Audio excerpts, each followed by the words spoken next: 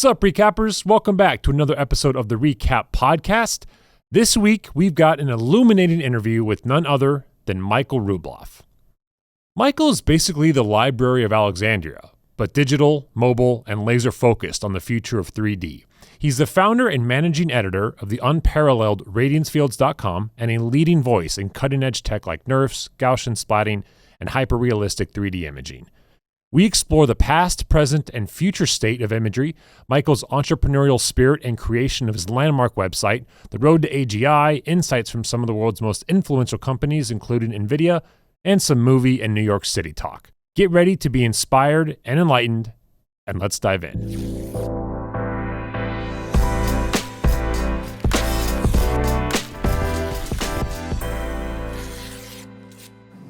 Michael Rubloff, the one and only. Welcome to the Recap Podcast, sir. You have been recapped many times as you are the founder and managing editor of RadianceFields.com, a leading platform in this space. And I want to start there, specifically the early days. And specifically, what was one of the more daunting challenges early on and how you overcame it? Yeah, so when I first got started, it was in, I would say, late 2022. And at that point, I had been creating with Instant GP for about 9 months or so. But, it really became, the website grew out of a general frustration in that we had this amazing technology. We had technology of NeRFs, which can reconstruct lifelike 3D from 2D images. And there was a complete, at least in my opinion, a complete lack of media attention that's going into this field. And so what I started to do towards the end of 2022 was I actually put together packages of information, examples, and I would send it out to journalists who I thought would really be interested in covering this technology. And what ended up happening was I got legitimately zero responses from every single person I sent to. And it got to the point, it didn't take me very long but I was just like, if people are not going to cover this and understand why this is so exciting, I'm just going to do it. I'm just going to start a website and I'll start writing about it. And hopefully it'll get to the point where, people get FOMO from these other publications and they start covering it themselves. And when I started that, I did not really imagine that it would be impactful or, I was like, okay, I'll just do this and see what happens. But, what's really happened is the technology has really grown in capabilities as well as the interest levels across a very wide variety of industries. And so I've definitely now seen some of these journalists, the same journalists that I had reached out to back then, who have now covered Gaussian splatting, which is really nice and generally, validating to see this happen. But at the time, that was a big challenge, that there was just no media attention. There were not people posting papers on LinkedIn or Twitter. There were not people who were actually really, advocating for this technology to leave research. And so that was definitely a big lift just to kind of start putting it out there and say, this technology is really special and we should be paying attention to it. And that's kind of the impetus of the website. That's tremendous, man. So in terms of the evolution of how you curate, collect, and eventually publish content. Now, obviously, as you spoke to, people are much more prone to acknowledging, the utility and popularity of RadianceFields. And so how has it changed with literally how you decide to publish, what you publish, and finding these stories that are so compelling? Yeah, it's a great problem to have in some respects because the more that I write and the more that I've tuned into this, there seems to be more and more examples of people who are actually using this technology. And so by myself, it's very difficult for me to budget out the time that to actually sit down and cover all of this technology, which is a great thing because it means that there's more than I can really handle and get to myself. And so that's in itself been a really it's a double-edged sword of sorts, but as it relates to curating now, it takes me a very long time to read the papers and to really understand them. And, I always try to have a conversation with the actual engineers or researcher behind it to make sure I'm both explaining it and understanding it correctly. So that's presented a little bit more of a challenge recently, is just really finding the time to intimately try to understand these methods as they come out. But again, I'm super excited just to be seeing people start to embrace lifelike 3D as an actual usable and commercially viable medium. Yeah, absolutely. And with that explosion in popularity, I really wanted to hone in on a feature I was really impressed with, and that's the job board. And I was curious about the evolution of that, how it came to be. Was there a debate or any vacillating on whether to include it or not, and how it's going? Yeah. So one of the original impetuses of the website was that it grew out of me also feeling like there was just a lack of centralized information about this technology. I don't have the strongest technical background, and I felt like it was very intimidating to go get started. And so I wanted to create some place that was really centralized.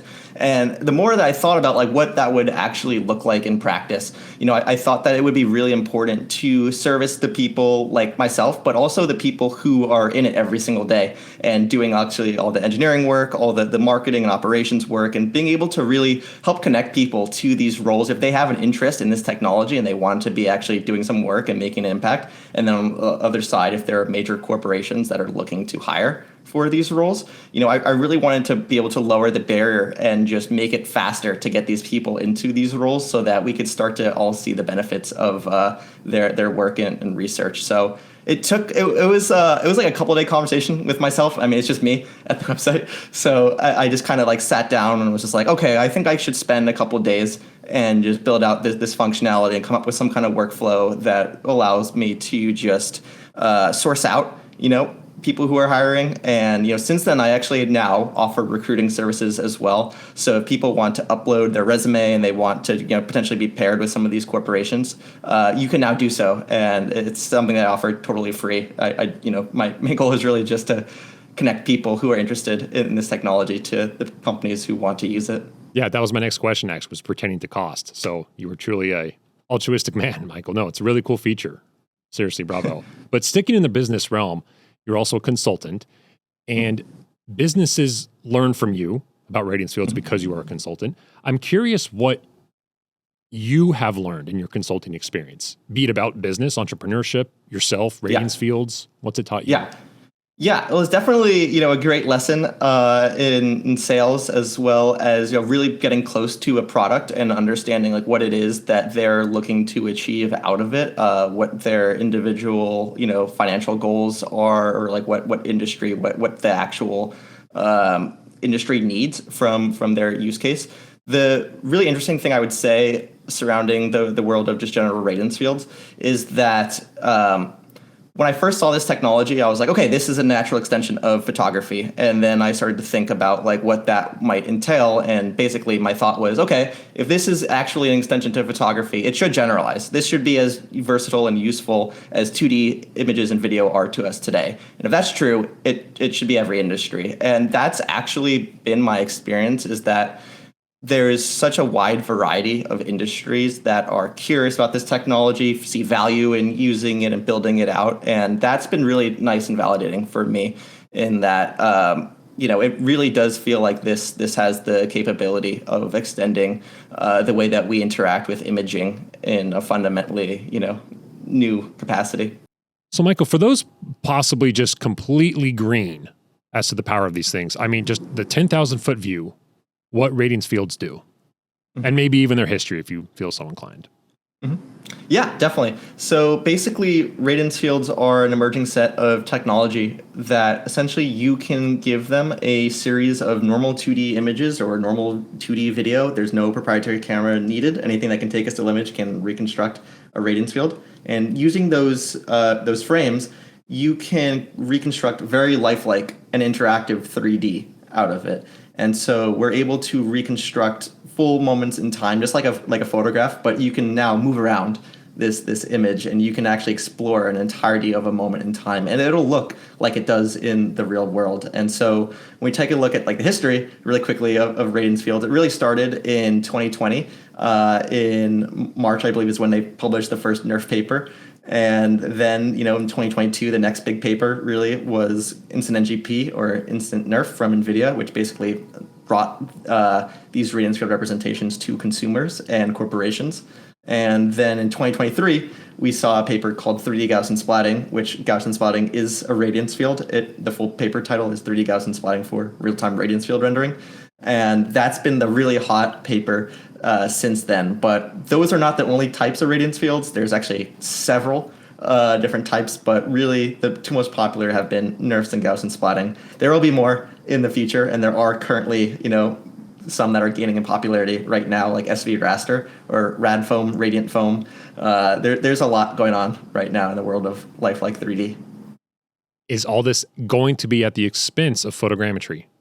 What is that interplay between? Yeah. So my thinking on this is that radiance fields don't prohibit you from reconstructing something with photogrammetry, but I think that as this technology continues to progress, I am curious to see the remaining use cases of photogrammetry over time. I'm not saying this is immediately, but the ceiling for this technology is very high, and I think it's going to live up to that promise as well. Juicy. Time will tell. Can you describe your collaboration with Shutterstock? So Shutterstock is one of the clients that I provide service to, and if you're interested, you should definitely reach out to both myself and the Shutterstock team. Basically, what they're looking to do is we have the capability of reconstructing very lifelike locations and places in time. And so there's a whole aspect of the media and entertainment industry called virtual production. And you could imagine, say, if you want to film at somewhere like Grand Central Terminal here in Manhattan, but you are perhaps an independent filmmaker, or you're a student, or perhaps you are, a big budget studio, but, it's very costly and difficult to, arrange something like that. These radiance field representations will allow you to capture once and then put it into an LED volume and film infinitely. And so we're starting to see this adoption on the virtual production side from Shutterstock, as well as general, even location scouting for some of these projects too. There's a need to have very lifelike understanding of a location without necessarily flying an entire production crew there, and you're able to really translate these larger sets or places that need to be reviewed or have really high costs associated to them if they're not executed properly. And this, I think, helps make things a bit more seamless. But on the other side too, Shutterstock has one of the largest independent contributor bases of any company in terms of photography and videos. And so it's also partially saying, okay, well, if we think that, again, photography and moments in time will be extended into lifelike 3D, then it's going to be very important that we train these contributors and these people at large how to capture and what the best practices are, or how do we get people to really start to understand how to create these radiance field representations. So I've done a bit of work too on creating some of these documentation for their contributor base. Uber exciting, man. And my goodness, what momentum, you're seeing. I mean, even just your filmmaker example, and just, again, the explosion in the applications.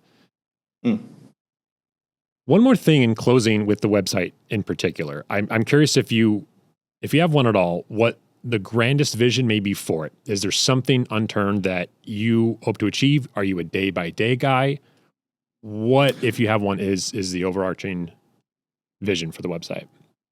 Yeah, it's a great question. I mean, ultimately, I would like it to be a very, centralized place of information for people as this technology continues to exponentially grow in both capabilities and adoption, that people can really point to for either precedent for getting buy-in at their own companies, or just even being able to see, cool experiences that other people are creating. I really want this to be a place of discovery and hopefully a general imagination for people, where they could say, okay, here's a reconstruction of, say, a cathedral. If they're able to reconstruct that, we could probably reconstruct our showroom, and we can start to pull in annotations. We can start to pull in pricing information. We can make depending on what your industry is, it's a place where I really just want this information to be readily accessible, and hopefully encourage more and more engineers and researchers to come check out this field of research. Absolutely. You actually dropped a word that triggered another question.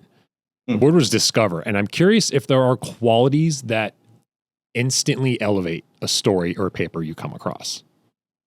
Sort of what would be so normally on the paper side, normally if the title contains the words real-time radiance fields is a big one for me. That's happened a few times. It happened actually, one of the first papers that it happened with was actually Gaussian splatting, because full paper title for Gaussian splatting is 3D Gaussian splatting for real-time radiance field rendering. But that's a huge indicator for me. What's really nice too is a lot of these papers have these project pages attached to it now, where a lot of people are including either renderings or just more tangible examples of what their work does. So that made things a lot easier for me to really be able to quickly discern how far down the rabbit hole on an individual paper that I want to go. But it's really nice that this technology is so visually driven, because it helps translate it really nicely, where it's not something like it's just like a theoretical, concept, where it's like people can really connect to it very quickly. And so on the curation side, if you see something that looks extremely lifelike and something that you don't understand how they've done this, it's really cool. It always gets me very excited to see stuff like this. And I think very shortly we'll see some pretty high profile uses of this technology. Absolutely. So we're going to be pivoting to the Michael Rubloff story, but I have one more question, and it's in terms of recent developments. And if it's fall of last year, that's fine too. But as of this year, we're here in early April 2025, what is the most consequential development in Radiance Fields? Definitely, Gaussian splatting has definitely at this point become like the first bridge to industry adoption of radiance field representations. And we're starting to see a lot more corporations, really start to publicize their use of the technology. I would say the most consequential one in the last month has been, NVIDIA just open sourced 2 different papers. One is called 3D Gaussian ray tracing, which essentially it's a pure ray tracing based radiance field pipeline. So it does use 3D Gaussians. There's no splatting involved in it, which is really great because you get rid of a lot of the things that Gaussian splatting still suffers from. But the second paper that NVIDIA open sourced is called 3D Gaussian Unscented Transform. And basically, this brings ray tracing based effects to rasterization, which is what Gaussian splatting it uses. And this also solves a lot of the issues of normal Gaussian splatting. So both of these papers together, I think, are quite beneficial for this industry. And what's really amazing with these is that they're both Apache 2.0 licensed, which means that they're commercially permissible. So we can actually start to benefit from this technology immediately. Outstanding. Back to the momentum again, huh? What was the moment, as you can recall it, that you were initially drawn to technology? I would say I've always been somewhat of interested in technology. I didn't really understand photography that well until I was in college, and then I had picked up the camera, and I took a class as well on photography. Though ended up that I just started carrying my camera around with me everywhere, and even though it was a pretty chunky DSLR. And, I just was taking a lot of photos of things, wanted to really get good at taking really, sharp photos or things I thought were compelling. And then, I started to wonder around 2019, 2020. I was like, I wonder if it would ever be possible to have imaging leave 2D and what that would look like. If we could really create a moment in time that was so lifelike and in a 3D capacity, how that could be done. And so during the COVID pandemic, actually, the way I tried to do that at first was not from photogrammetry, but was actually just general LiDAR, because I had a little LiDAR scanner on the back of my iPhone. And, we were just stuck inside. And so I just started scanning everything. And, with the goal of can I immortalize a moment in time from a consumer grade device?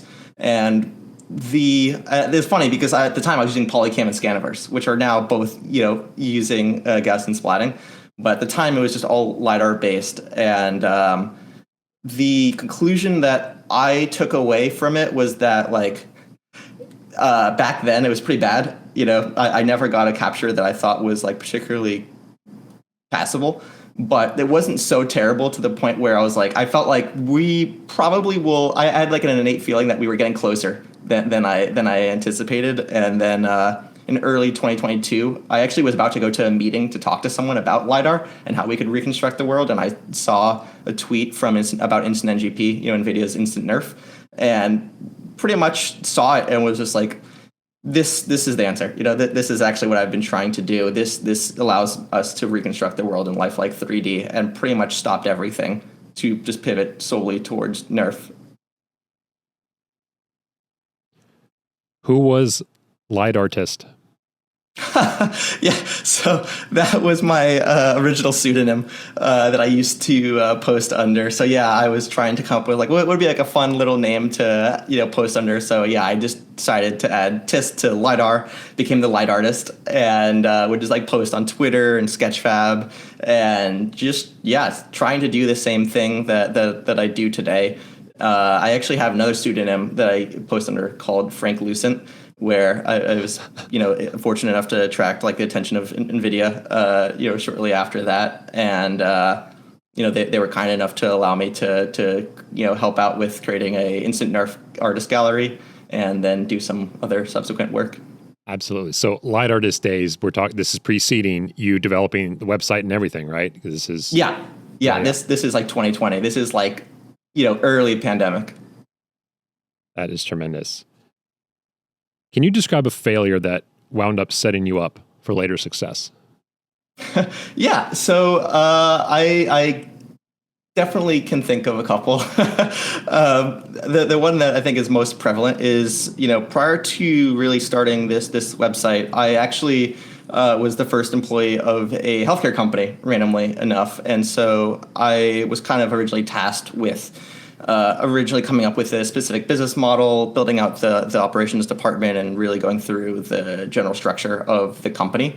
And the company had experienced like a fair amount of success in the first couple of years, and was, I thought, on a pretty healthy trajectory to being something quite compelling. Basically, we were able to offer full fertility services, like the full suite of IVF and reproductive care, for about 40 to 60% less than traditional reproductive endocrinology services. And I, essentially had a moment where it became clear to me that like this technology, in terms of like RadianceFields, was quite compelling and something that I wanted to pursue. And so I stopped working with the other healthcare company, which didn't go 100% to plan, but that experience definitely gave me the confidence necessary to go into an industry and say, like, I'm going to create something where there is not currently something. Wow. And I'm going to pursue that pretty aggressively. And so without that experience, I think it would be very unlikely for me to have advocated as strongly as I have for the continual usage of this tech and growth of it.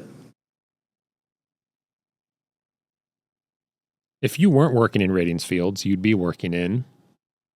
That's a great question. I honestly don't know. I actually can't conceive what I would be doing differently than this. This to me is like the most compelling thing I could possibly conceive. That's great. I don't know.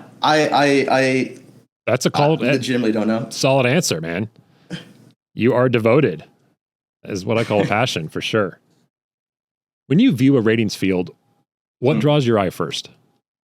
Yeah, I mean, there's these really incredible functionalities that RadianceFields can model, which are called these view-dependent effects. So as we move, our head in the real world, we expect light to move and shift and reflect in a certain way. And these RadianceFields are able to model these view-dependent effects. And so I always love seeing, say, some light filtering in like a scene. There are a couple captures that I can think of where it's just like someone, like there's one capture on Twitter where it's a person sitting on a couch, and you can kind of see like the morning sunlight like streaming in onto them, and you have such a lifelike approximation of like this actual moment in time.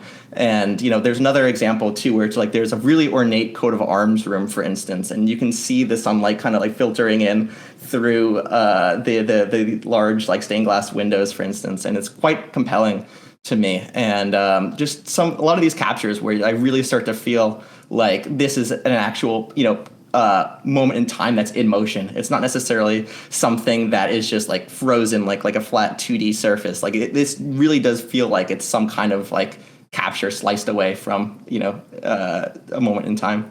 Yeah, absolutely. How have you evolved as a public speaker, and what has helped?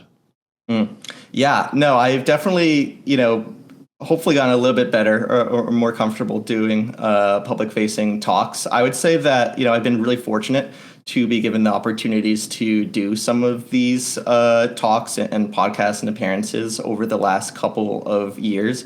It definitely was something that I was not very good at, I would say, or comfortable with. I know I mentioned that like doing the last company or, helping with that gave me the confidence to begin something. But in terms of actually really putting myself out there and starting to hopefully serve as like a voice for this technology has definitely been a bit of a climb. I always felt like for the first year and a half of it or so that like I was really waiting for someone to have my opinion that I could just kind of like point to and be like, oh, look, like, see, this person believes like what I think. And then I could let them do that. And then there was just a moment where I was like, I think I just have to like fill this void, at least for the time being. You gotta own it. And hopefully, but definitely from a public speaking perspective, it's been nice to be able just to talk about this technology to people, and that people are interested to learn more and ask questions about it. So as long as we talk about this technology, it's pretty fun. Yeah. No, certainly. Top 3 moments from this year's NVIDIA GTC. Yeah. Okay. Well, I would say, the number one was definitely seeing Jensen continue to show more Radiance Fields in his keynotes. Last GTC, there was a very small little thumbnail of one of the captures that Jonathan Stevens made of a cliffside. And then that translated to Jensen's keynote at CES this year, where he started to show 3, splats in it. And now, he had showed an additional 3 and then also named the technology twice, out loud. So it's been really exciting to watch it become more and more prevalent in both his addresses and the things that NVIDIA is looking at. Given that these were just, it was GTC, the other 2 things I thought were really incredible were seeing the demos in the XR zone, or the XR pavilion. They had a demo of this paper called Queen, which I don't unfortunately remember the full, the full name of the paper, but basically you had really lifelike dynamic Gaussian splatting examples in both on both 2D screens as well as VR for people to experience. And I was fortunate enough to just like kind of observe people's reactions with this technology. And it's tough to describe because, as I was mentioning, the view dependent appearances a little bit earlier, they translate to VR as well. So it's just like, things still look just as lifelike in VR as they do in 2D. And so it can be a bit overwhelming, I think, for people at first, where they start to say like, oh, this still looks like real life, despite, me now being in VR.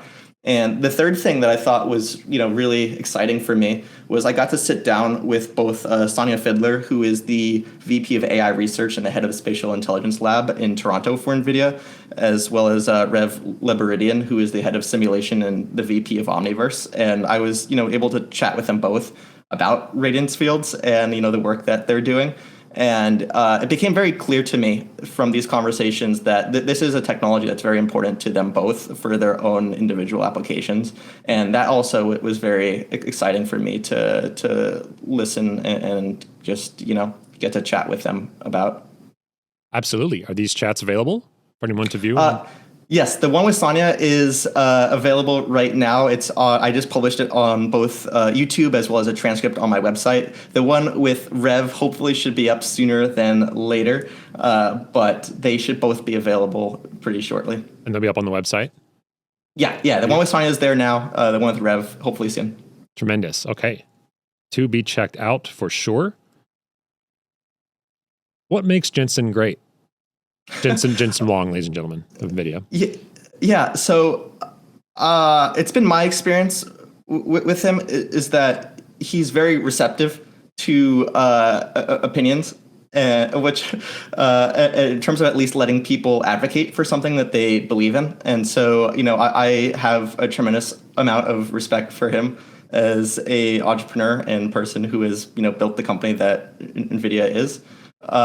So I think that, he really serves as a great model for people to really, pursue and continue to let people advocate to and listen to opinions despite, where they may come from. So, nothing but, really great things. So he strays from the authoritarian CEO stereotype, as it were, it sounds like. I mean, he's... it's been my experience that he's been very open to opinions, but, I'm sure everyone has their own experience. Yeah. No, certainly. So I want to dig into Radiance Fields in the context of its industry in the tech space and reality capture and the expanding circle. In terms of education, how do you see, you're practically an educator, but how could widespread Radiance Field education improve on mass scale? Yeah, so it's a great question. And it's one that I think about constantly is like, how do I just reach more people? I think that, again, it's really great how visually driven this technology is. And it's one of the reasons why I want to encourage more engineers and researchers to really, build out and create these experiences for people, because I think that's where this translates really nicely. And it's a moment that people can either point to and say, okay, I really think this is incredible. I want this to be used in our industry, or like, I want to be an end user of this technology myself. So I think that's where a lot of this education just still needs to be stronger, and it's one that I'd like to help improve upon as well. I'm hoping to start to create a lot more of the content along this vein too for people. I'm actually going to be open sourcing a pretty large data set of myself of about a little bit over 300,000 images and 2,000 POIs that have all been trained for this purpose. Because it's just like, I think that, if there was more awareness of what this technology could do, I think it would be adopted faster. I think we have the ability to really create something pretty special here. But, I just have been trying to figure out, like, how do I better support the creators and engineers who are experimenting with this technology and actually creating with it. So on the education side, there are platforms like StorySplat, for instance, or Play Canvas and SuperSplat, where just like you're able to create these experiences and guide people through and reflect as well, where you're able to just be able to really show people the value of this technology. What's the biggest misconception about Radiance Fields? That they can't take measurements. You can measure them, and this. Oh, okay. Well, there's actually quite a few misconceptions that I think about this. Let's bang them out. That Gaussian splatting is the final version of Radiance Fields, and that like the other methods, aren't going to continue. They're not all going to continually exponentially improve in their capabilities. So what you see a lot of times, the reason why I say this is you see it on social media a lot, people comparing like NeRFs, for instance, neural radiance fields to Gaussian splats, or other like methods like SV raster or like ray tracing based approaches. And I still very much feel like this technology is in such an exponential growth phase right now that it's not like, it would not be fair to really be able to declare with any level of certainty that one methodology will be the actual, de facto representation. Gaussian splatting has a lot of really nice upfront advantages to it that make it, immediately compatible, and that's why it's the first bridge to industry adoption of Radiance Fields. But it's not going to be the last, and that's why I'm hoping to help accelerate just more and more work into the world of research so that all these methods become equally powerful. I think that's one thing it's, I think, symptomatic of the internet age, first of all, but I know just in reality capture in mass that people love certainty now, and they're so quick to crown things, as the permanent crown jewel, right? Mm. What's an unlikely adjacent field that could supercharge Radiance field development? Yeah, so I guess it's kind of somewhat tied to it, but the advances that are happening in generative video and diffusion-based or like autoregressive models is helping tremendously. And so while it might be like still tangentially, I'll wait for. Yeah, sure.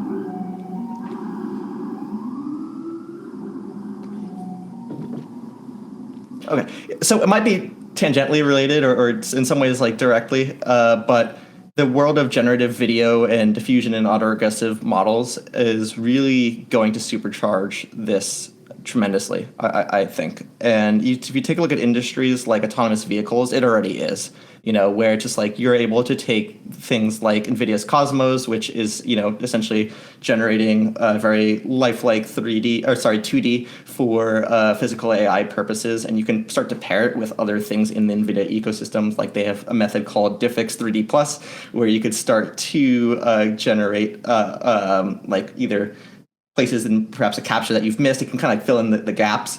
And there's another method that they have called Gen 3C as well. And so they're starting to all kind of like feed into one another to create really, or to allow for the capability of really lifelike and large scale generative radiance fields. So I think that this combination of research will very much supercharge radiance fields in like the, I would say, short to immediate term future. Yeah, I actually wanted to leapfrog from that and ask you just a for fun question, but if we fast forward to 2030, okay, a huge radiance field application that today is either nascent, non-existent. Yeah. Yeah, so it's funny that I mentioned my chat with Sonia Fiedler a little bit earlier in this chat, and I asked her something very similar. I said, like, in this somewhat short to medium term, 3 to 7 years. Yeah. What does the future of imaging look like? 2D versus 3D. What like do you think we'll get there to the point where 3D is how we interact with the world? And basically, like her answer was, it's not going to take 7 years. It's going to be sooner than that. Like the technology is like pretty much there. In terms of like how it's distributed, and then it I think is a huge question mark. But in terms of the actual capabilities of reconstructing the world around us, I think the foundations are very much there, and that the pieces are there. It's now going to be about bringing them together to create some kind of like either unified way to interact with and distribute this world. But it would not surprise me if we see a lot more work from NVIDIA that goes to facilitate some of these capabilities. Certainly. But I guess to answer the question, I think it's my hope that within the next few years, we have we have a lot of choices on how we interact with the world in a fundamentally new capacity, and whether that means freezing entire moments in time that are important to us, like either weddings or family moments, gatherings, birthdays. I think that's going to be, something I'm hopeful for. And the same thing I think will be done on the dynamic side too, where in the same way that, all these examples I've been talking about so far have been static, just fixed moments in time.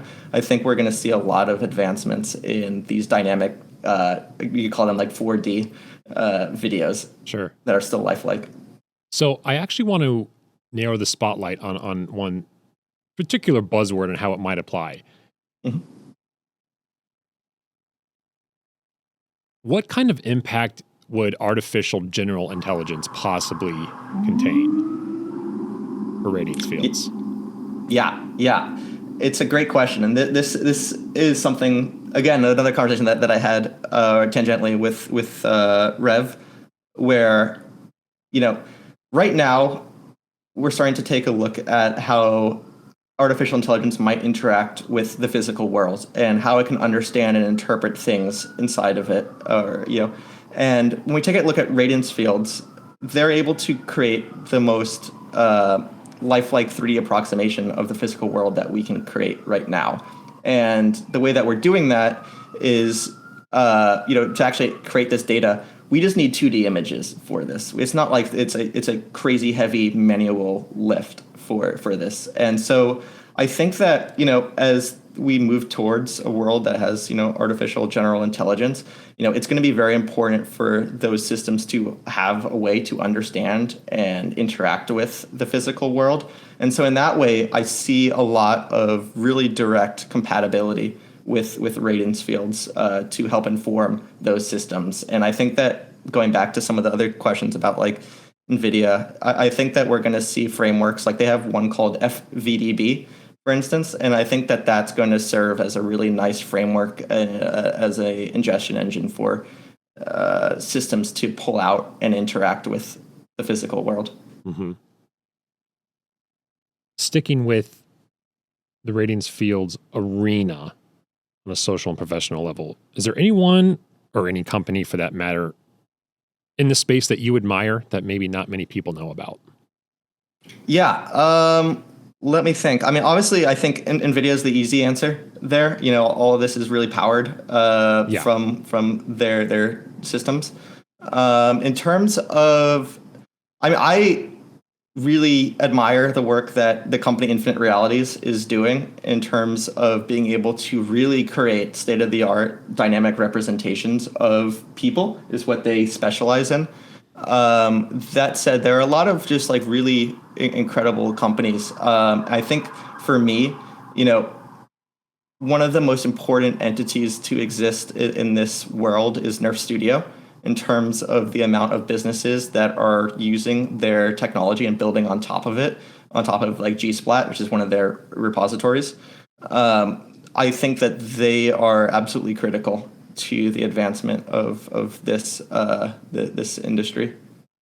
And again, NeRF Studio is a collection of current students from the University of Berkeley, mm-hmm. and a lot of this would not have translated as quickly as it has without their help.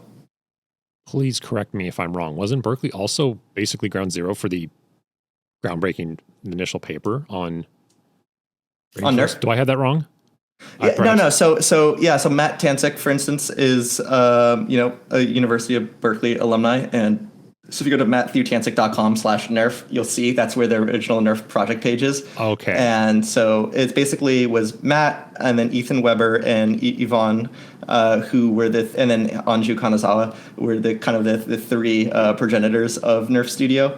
I actually still remember I got a DM from Ethan the day that NeRF Studio came out. And it was very surreal to have watched it grow from that day. Yeah, absolutely. So to summarize a lot of this, though, would you say, the company that creates the next big leap for Radiance Fields will be the company that does what? That's a good question. There's a lot of, in a lot of ways, there's a company called PostShot from another company. Essentially, it's a company's called PostShot by Jawset. Is that Push Out? Sorry? Push Out? Is that? PostShot. PostShot. Got it. Yes. And so that has done a tremendous job of making an easy to download and use and interact with Radiance Field platform. I think that we're going to need more companies that are similar to this and offer additional, functionality to specific industries. So if you could imagine, in say real estate, for instance, being able to put information about a refrigerator or something in a scene, put some level of annotation. Whereas I think that there are a lot of overlapping use cases across these different industries, but I think what's going to be very cool to see is a company that can start to offer different functionalities and modalities and extensions and integrations into other existing industry standard software. Yeah, the old multi-purpose use, so to speak. Mm-hmm. Yeah, and to have it also be cloud-based, I think too will be, or have some kind of cloud-based option will also be beneficial for people. Yeah. Does the Radiance Field revolution remind you of any other previous technological shift? Mm-hmm. It does. Yeah. And it's actually quite funny because I bought a book of daguerreotypes, which is like an early form of photography. And I just was flipping through it and I was looking at all the captures of people back then. And it's so funny to me because the people are posed pretty similarly to how you see people posing right now, where when they're being reconstructed in 3D, they're not totally sure if they can move. They're not sure, like, how they can like sit or like what they should be doing because it's a foreign concept to them back then. And just like it is to us now. And so I see a tremendous amount of parallels to the advent of photography to where we are right now. But I think the amount of time that should elapse between the growth of photography versus the growth of lifelike 3D should be like significantly less. I think that we're infinitely more prepared for this technology than we are the invention of photography. Yeah. So I do see a lot of similarities, and so I've been trying to keep that in mind too about like, I'm distributing information to see what worked for photography to grow. Yeah. What percentage of building Radiance Fields is art versus science? That's a good question. I think that, in my opinion, right now it feels like it's all, in some ways, like art to me, because it's just like we're still in such a intense period of discovery, I think, in terms of like seeing what the best practices are on this technology, that like it all kind of like feels like art in some way to me. It's just like the way that it's being created might be a bit different than how we're used to thinking of art. But yeah, I would say to me, it's really nice. Like I look at the training of Radiance Fields as art. That was kind of what got me hooked initially, was when you would first, run Instant NGP and you'd hit enter onto the command line to actually start the training process. And basically, the first couple of seconds, you would watch the entire world explode outwards, where it was starting to understand what was contained inside of it. You could watch it start to make these changes and shifts and morph. And you can still do this with Gaussian splatting right now as well. It's a different training process, but you still can see the world form in front of you. And so I look at that as also just being, like pure art as well. Sure. Does anything come to mind when you think of the most beautiful Radiance field you've seen? Just super lifelike, characteristics of it. I really like, being able to feel like it's really captured a dynamic moment in time, or something that like was frozen. Just like how photography was able to say like freeze someone catching a football or something.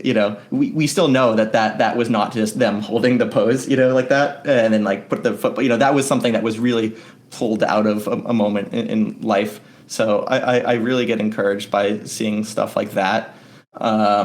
And I also really like seeing things that have just like almost Easter eggs of sort, because we're so used to interacting with 2D screens that we're just used to seeing the way that something is composed, the composition. But it's always fun where there's like some kind of Easter egg happening somewhere else in the scene, and it's something that you would need to go to actually explore and find for yourself, rather than just being shown a specific composition.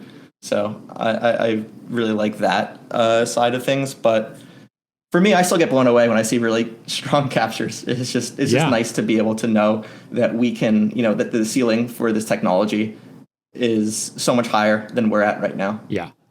No, but that's really astute about the Easter egg aspect, because it's almost like it provides a dash of satisfaction to it almost, and in that discovery, and almost urging you to go deeper, Yeah, exactly. I'm hopeful that this will help translate to additional ways of telling stories and interacting with content, because we can actually layer in more and more and more to these stories, and that's my hope on that use case of this technology, is that people will really kind of embrace curiosity and start to like rethink through like how to most effectively convey a story to someone. Mm-hmm. So for those completely in the dark, we mentioned briefly filmmaking, and I'm actually curious if we picture the outermost scaling and a roaring success that this could be. Is there a world in which Radiance Fields are a pillar of mass scale filmmaking? Hollywood studio as the norm, something where Yeah. No, I mean, I personally have that hope that, we have more ways to experience stories and moments in time, than we're traditionally used to.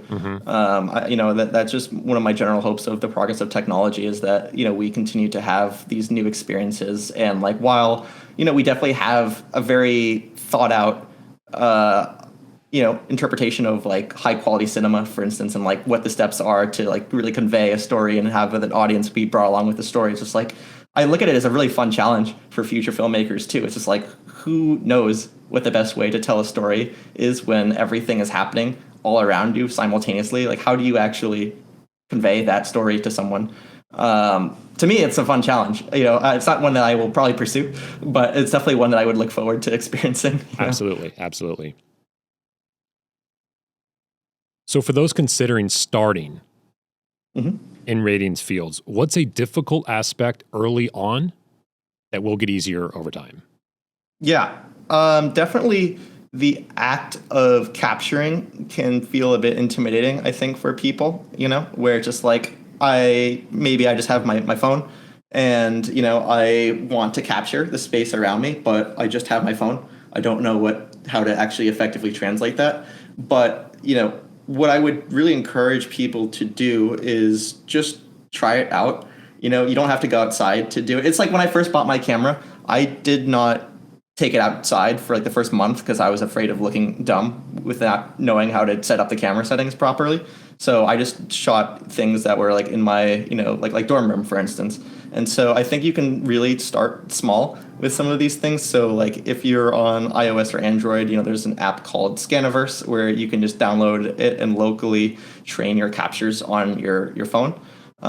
You can use a lot of these like cloud-based platforms like Polycam or Luma or Curating, and just try to just take some captures. And the way that I would suggest doing that is these Radiance Field representations really love sharp images, really sharp frames, no motion blur. Like the more like blur is, you should just remove it. You shouldn't even upload it if it's blurry, or if there's a blurry frame rather.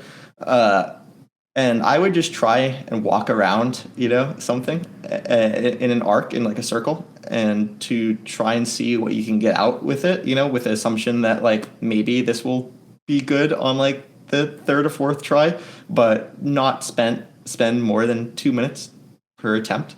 Just try to push it through and see what you can get out of it. Because once you start to get something that's like not half bad, you start to really get excited about it. And you start to feel like, okay, like this actually is not so difficult. Like, I've only been doing this for like 15, 20 minutes or so. I can really start to like understand this. And I think it's the same thing with learning any new skill. It's just like, you just need to get started in some capacity and just try it out for yourself. There's really no pressure to take on something with really large scope and complex thing for your first time going through it. Is just giving it a try. Yeah, getting the hands dirty. Okay, I think one more in the Radiance Fields and industry realm. One quality of a great conference and the quality of a lackluster one. Yeah, so I would say that, one of the things I really liked about GTC is that there's so much demos and there's so many ways to experience it, and like there's people who are like totally like ready to like really dive into some of the details on what they're showing. It is always like it's really enjoyable, and because a lot of times they're the actual researchers or people who are really close to this actual product. So I would say there's that side of it, but then on the other side is just like the other attendees too. When you're able to meet a lot of these people in person and actually go around and have like this shared interest in whatever this conference is about, makes it a really unique experience. At least for me, it's one that I always look forward to. Is just like knowing that like there are people who have this shared interest who are also going to be attending, and like perhaps I've spoken with them online before, but like it's definitely a really great place to just connect with people with these similar interests. Yeah. And on the left, you know what, Michael, for those in the dark, I mean, can we just give just a 2-sentence summary, a 101 on NVIDIA GTC?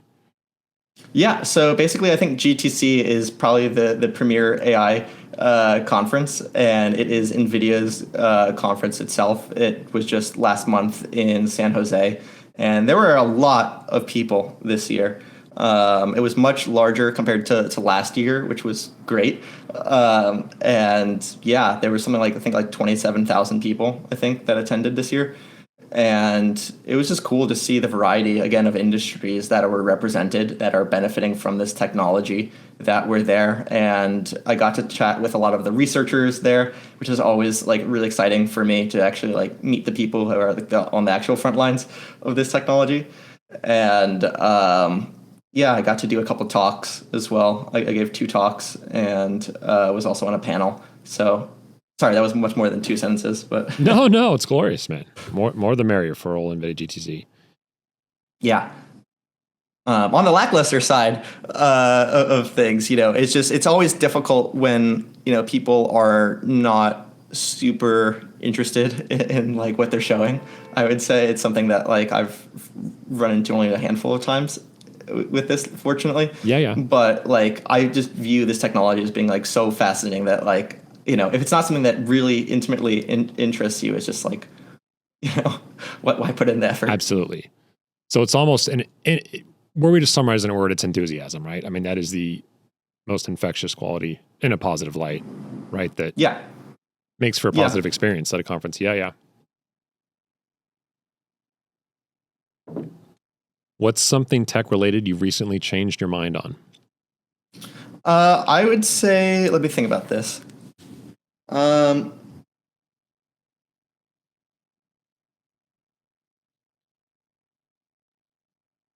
would say that it's not something I necessarily changed my mind on, but it's just something that's become more apparent to me is that there is such tremendous value in something called structures for motion as it relates to the Radiance Field pipeline, where it is so important to the overall pipeline. And I think what I've changed my mind on about it is that like it just feels like it gets a lot less attention relative to, say, like pure Gaussian splatting. But it's very important to the actual pipeline, and I think it probably should have more discussions around it. It's something that I want to actually figure out how to facilitate. Structure for motion. How new is this development? So structure for motion actually has been in existence. Wait, hold on. I think my camera is like, is it blurry? Okay, there it goes. Now it's back in. You have to get a bit closer. You look decent from my end. I'm not. Oh, okay, cool. On my screen, it's totally blurry. Okay, now it's back again. Okay, great. but we anyways. can. Sorry. So we can. So structure for motion, is that a new development or?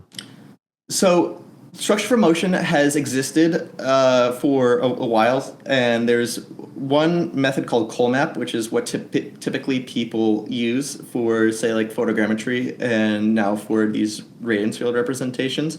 There's been a fair amount of research that have come out over the last couple of years. There's some cool papers from Niantic called like A0, for instance, and there's one called GlowMap from another university, which is really fast. But essentially what you're doing is you're aligning in a given 3D space all the individual cameras. And the more precise these of understanding of where the camera is, it has a tremendous impact on the final reconstruction fidelity that I've come to see.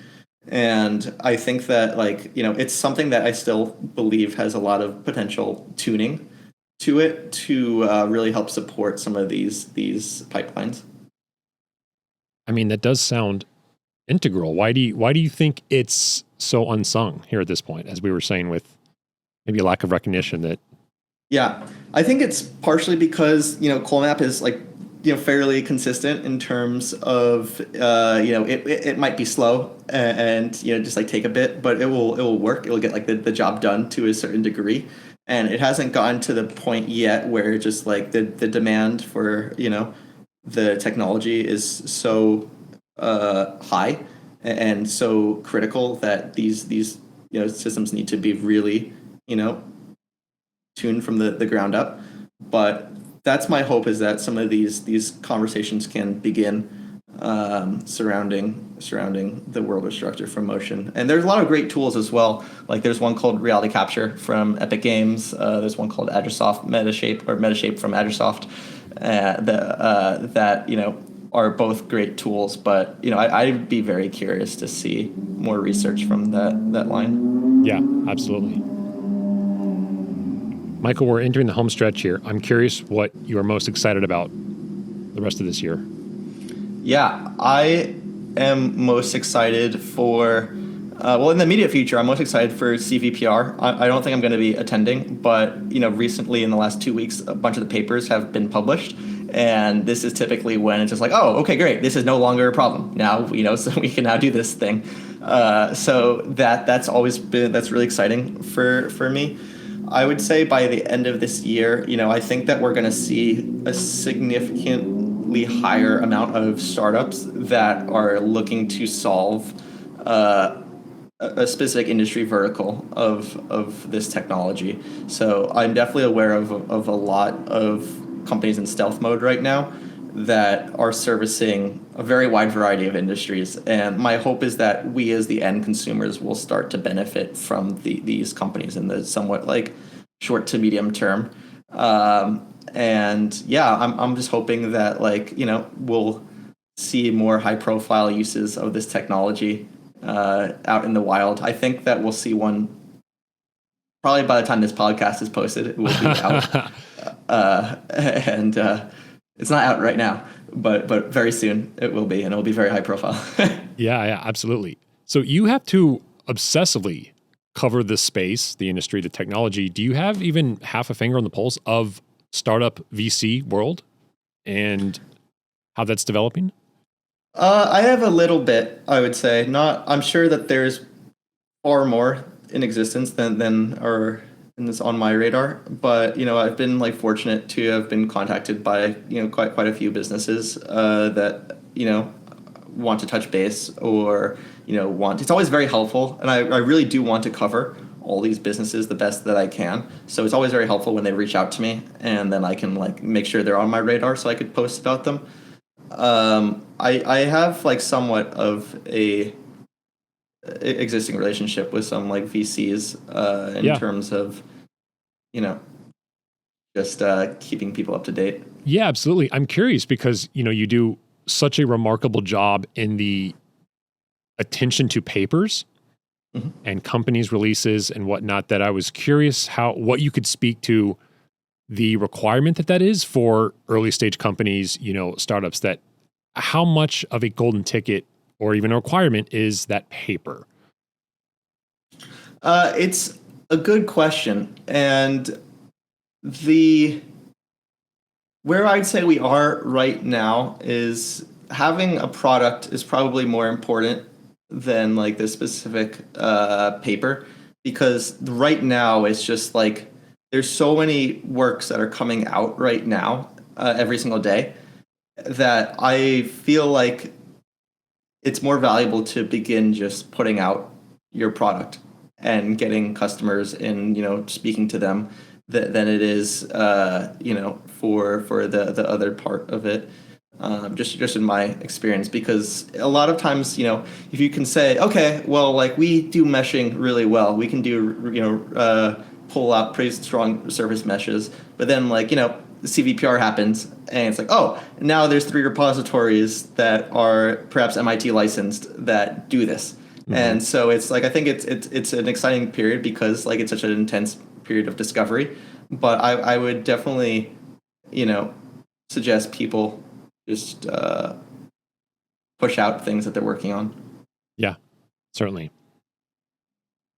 Michael, the recap likes to have fun. Mm-hmm. I think that's the extent of my serious questions, and I think we're going to close with some fun questions. So if you'd be so kind. Yeah, of course. Best and worst thing about New York City? Oh, okay. Well, the worst thing, which, maybe listeners of the episode today could hear, is I definitely do live on off of somewhat of a crowded street, so that presents its challenges every so often with these. So I apologize to all the viewers for that. They'll live. The best thing is that everything is accessible, and you can just hop on the train, get to wherever you need to in a pretty fast time. And for me personally, this translates to a lot of things to go and capture out in the world. There's all these really cool landmarks or things that I've been trying to just go and document in a lifelike 3D capacity. So there's no shortage of places to go for capturing, which is nice. Absolutely. True sandbox. Yeah. Music while you work. And if so, what? Yeah. It depends on what, like how much I'm trying to just like really just pay attention to what I'm doing. Yeah. But typically it ranges. I listen to Krungbin a lot, or Krungbin. I listen to a lot of electronic music as well. I would say, I just try to have a solid couple playlists going. Tremendous. Favorite sci-fi or technological film and most overrated?